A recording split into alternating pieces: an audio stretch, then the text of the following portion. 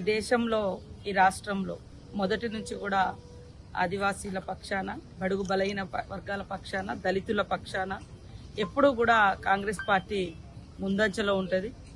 ఈ దేశ రాజ్యాంగంలో కూడా అనేక హక్కులు, అధికారాలు పొందుపరచడంలో ఆనాడు నెహ్రూ గారు, అంబేద్కర్ గారు చేసినటువంటి కృషి ఈరోజు మా అందరికీ కూడా ఎన్నో హక్కులు ఇవ్వడం జరిగింది.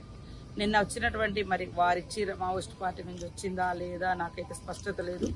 బట్ కొంతమంది అందులో ఉన్న మ్యాటర్ ఒకటి ఉంటే ఇష్టం ఉన్నట్టుగా తమ రాజకీయ కక్షను కూడా చూపించుకుంటా ఉన్నారు వేరే వాళ్ళు. అంటే ఆ లేఖను ముందు పెట్టి వివిధ పత్రికలు, మీడియా వాళ్ళు, దాని వెనుక రాజకీయ పార్టీలు సీతక్క టార్గెట్, సీతక్కకు సిగ్గు లేదా అన్నారు, అది ఇదని ఎంత గలీజ్గా మాట్లాడుతుంటే మాకు కూడా చాలా ఆవేదన ఉంది.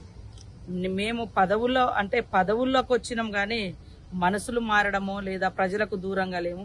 నిన్నటి నుంచి 2 రోజుల నుంచి కూడా నేను ఇదే వారంలో 2-3 రోజులు మన ములుగు కావచ్చు, అటు అంతకుముందు ఆదిలాబాద్లో ఇన్ఛార్జిగా ఉన్నప్పుడు అటు కావచ్చు, ఎక్కడ తిరుగుతూనే ఉన్నా. కానీ నన్ను ఓడించాలని చాలా శక్తులు ఎలక్షన్లో పనిచేసిండ్రు. తర్వాత నేను ఒక ఆదివాసీ బిడ్డగా జనరల్ పోర్ట్ఫోలియో రావడాన్ని కూడా చాలా మంది జీర్ణించుకోలేక, ముఖ్యంగా టీఆర్ఎస్ వాళ్ళైతే ఇంకొక మా దాంట్లో ఉండేటువంటి ఎస్టీ వర్గాలలో కూడా రెచ్చగొట్టే కార్యక్రమాలు కూడా చేశారు. నాకు మొదటిసారి ఆదివాసీ బిడ్డగా 75 సంవత్సరాల తర్వాత ఒక కోయ జాతి నుంచి మంత్రి పదవి వస్తే కూడా సహించలేక పర్సనాలిటీని దెబ్బతీసే వీడియోలు లేనిపోని అని పెట్టారు. నేను వచ్చినటువంటి లేఖలో కొన్ని మావోయిస్ట్ పార్టీలు వాళ్ళ సంబంధించినటువంటి లేఖ, అది నాకు క్లారిటీ లేదు. బట్ వాళ్ళ లేఖనా కాదా, వాళ్ళ పేరుతో వచ్చింది కాబట్టి మీరు అడుగుతున్నారు కాబట్టి చెప్తున్నా. 48 జీవో తెలిసిన వెంటనే నేను ఆ శాఖకు మంత్రిగా లేకున్నా, ట్రైబల్ శాఖకు ఆదివాసీ బిడ్డగా మేమందరం ట్రైబల్ ఎమ్మెల్యేలు అందరం మీటింగ్ పెట్టుకొని, అప్పటికి నేను ఆదిలాబాద్కి ఇన్ఛార్జిగా కూడా ఉన్నా. సో అక్కడ ఉన్నటువంటి హైదరాబాద్లో ప్రతిపక్ష, అధికార పక్ష ఎమ్మెల్యేలు, మా ఎంపీ బలరాం నాయక్ గారు కూడా అందరం కూర్చొని ఈ యొక్క జీవోను రద్దు చేయాలి, ఇది అటవీ ప్రాంతాల ప్రజలకు అన్యాయం చేస్తున్నదని మనము ఆ రోజే తీర్మానం కూడా పెట్టడం జరిగింది. అది ఇక్కడ దాకా విస్తరణ అనేది కాదు, అది తాడోబా, మహారాష్ట్ర అటు ఆ ప్రాంతంలో.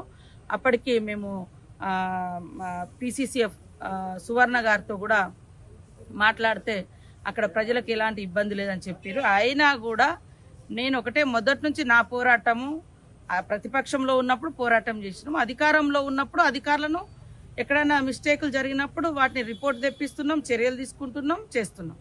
అయితే అక్కడ అట్లాంటి ఇబ్బందులు జరగనివ్వము అని ఆమె మాట ఇచ్చింది కాబట్టి ఫర్దర్గా మేము మళ్ళా దాన్ని ఫాలో అప్ చేయలేదు. 48 జీవో మీద ఆల్ ఎమ్మెల్యేస్, ట్రైబల్ ఎమ్మెల్యేస్ ముఖ్యంగా మన గిరిజన సంక్షేమ భవనంలోనే కూర్చొని తీర్మానం చేసి ఇది మా జీవితాలను గొడ్డలు పెట్టు లాంటిది తీసేయాలని కూడా చెప్పడం జరిగింది. దాని ప్రమాదం పెరిగితే ఖచ్చితంగా మేము ఎవరం కూడా ఊరుకునేది లేదు.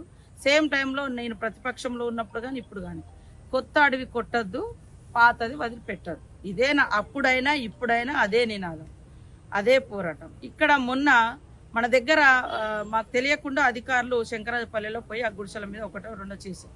నాకు తెలియగానే వెంటనే ఫోన్ చేసి ఆపించడం జరిగింది.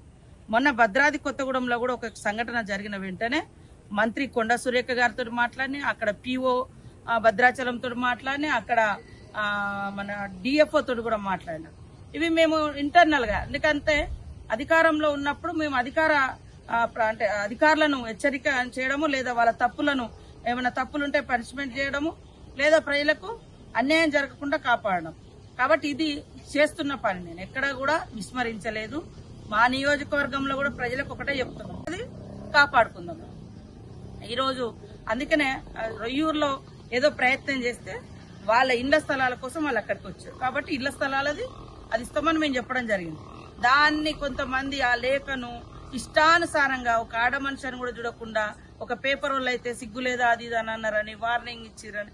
సరే, తప్పులు చేస్తే ఏదైనా ఉంటే సరి చేసుకోవడానికి సిద్ధంగా ఉన్నాం. ప్రజలు వార్నింగ్ ఇచ్చినా, ప్రజాప్రతినిధులు వార్నింగ్ ఇచ్చినా స్వీకరిస్తాం. ప్రజల కోసం మా పనితనాన్ని మెరుగుపరుచుకుంటాం.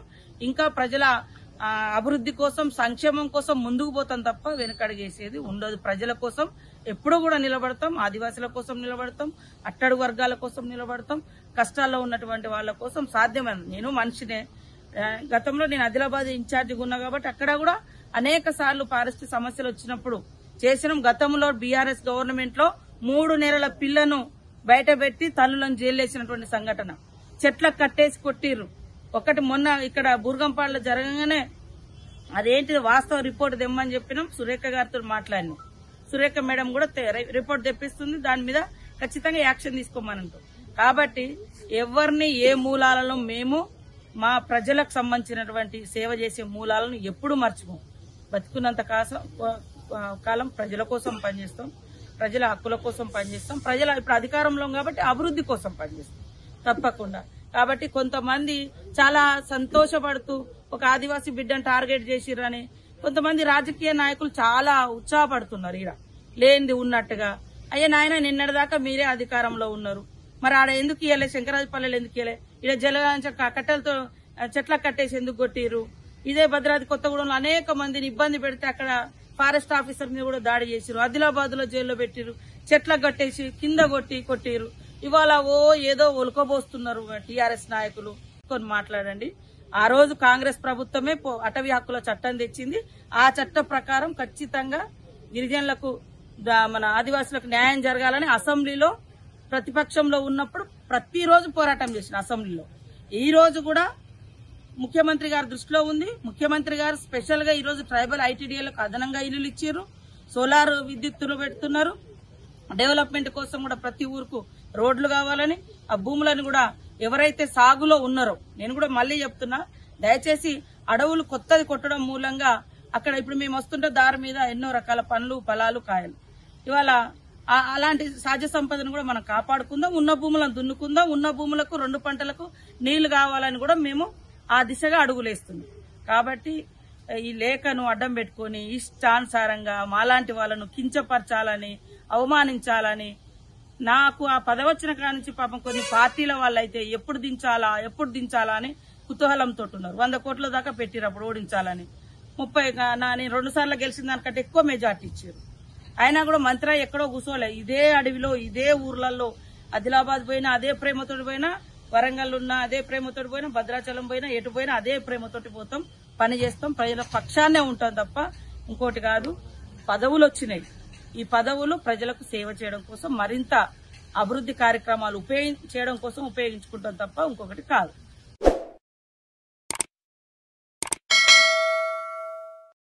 Hi friends, thank you for watching this video. ఈ వీడియో గనుక మీకు నచ్చినట్లయితే దయచేసి లైక్ చేయండి, షేర్ చేయండి. ముఖ్యంగా మా ఛానల్ 24/7 న్యూస్ టీవీని సబ్స్క్రైబ్ చేసుకోండి. ఆ తర్వాత మీ విలువైన అభిప్రాయాల్ని, మార్పులు, చేర్పులు, కావాల్సిన వీడియో ఏమన్నా ఉంటే మన వీడియో కింద కామెంట్ సెక్షన్ లో కామెంట్ రూపంలో తెలియజేయండి. నమస్కారం, సాయిదంచిక మాట్లాడుతున్నాను. ప్లీజ్ సబ్స్క్రైబ్, షేర్, లైక్ చేయండి 24/7 టీవీ ఛానల్. హాయ్ నమస్తే, నేను మీ Sonia Akula. Please subscribe to 24/7 news TV. Hi అండి, అందరికీ నమస్తే. నేను Mankota Prasad. Please do subscribe 24/7 news TV. Political, entertainment and infotainment updates కోసం like, share, subscribe 24/7 news TV.